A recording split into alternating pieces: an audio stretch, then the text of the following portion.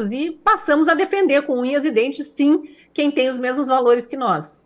Agora, Cris, ontem nós conversamos com Onyx Lorenzoni aqui durante a programação para falar do lançamento do livro, que aconteceu ontem em Brasília. Ele usou um termo que me chamou a atenção.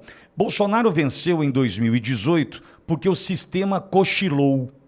Entretanto, depois da vitória do presidente Bolsonaro, sinto que o sistema acordou raivosamente, né?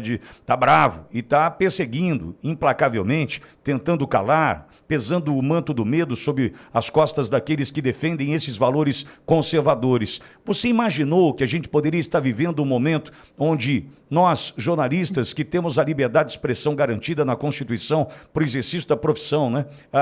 Teríamos tanto medo ou receio, ou pudor, ou tato para tratar de assuntos que não deveria existir esse medo?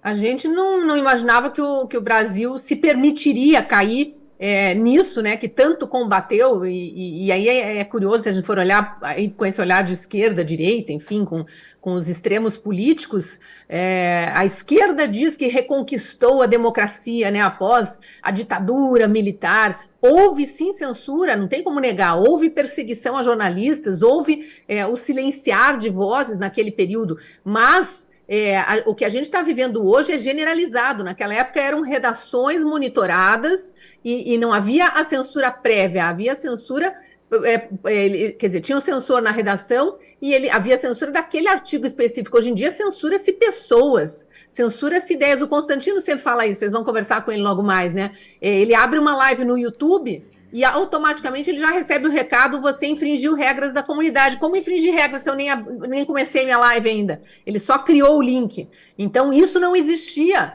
nos piores momentos do regime militar. E eu tenho dito em todos os programas que eu participo para alertar mais e mais pessoas, que tem muita gente dormindo ainda, sobre esse estado de exceção que nós vivemos hoje. Nós não temos mais condição de dizer que estamos numa democracia, não estamos mais.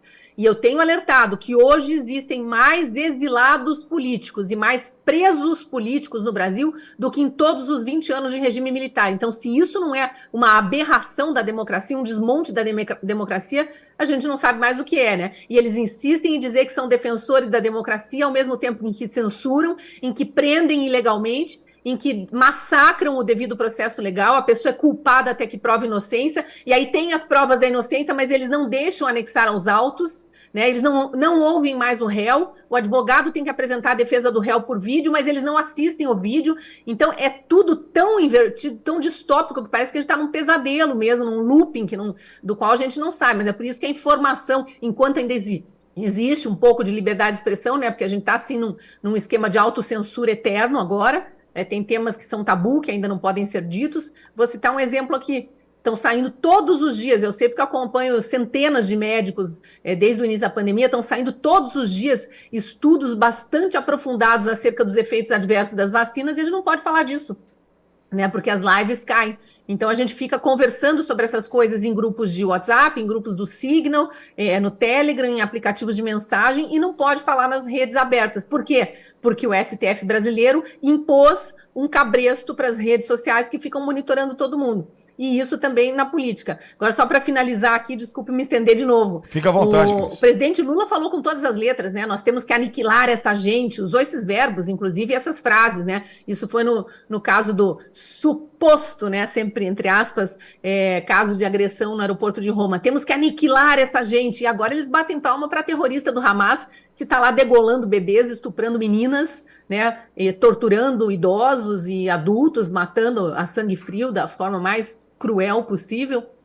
Então, se tem um lado bom disso aí, é que a gente está vendo as máscaras caírem, mas assim, de forma vertiginosa. Tanto que veja a quantidade, né, de isentões aí que votaram em Lula, acharam que havia uma frente ampla pró-democracia, caíram do cavalo. Na primeira corrida do cavalo, caíram do cavalo. Então, agora todos muito envergonhados, além de tudo. Então, nesse aspecto, eu acho que a gente ainda tem algum terreno aí para trabalhar.